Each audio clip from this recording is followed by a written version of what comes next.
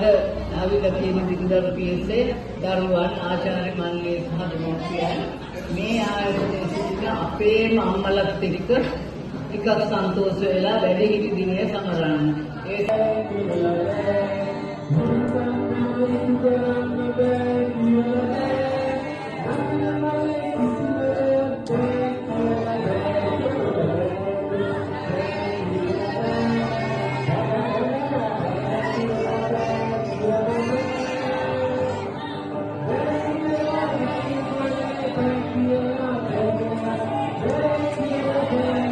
අද වැඩිහිටි දිනේ අපි සමරලා ඒකම ඒ දරුවන් කවදා හරි දවසක වැඩිහිටියෝ වෙනවා. ඒ වැඩිහිටියෝ වුණාම ඒ අයටත් මේ සුන්දරත්වය දැනේවි.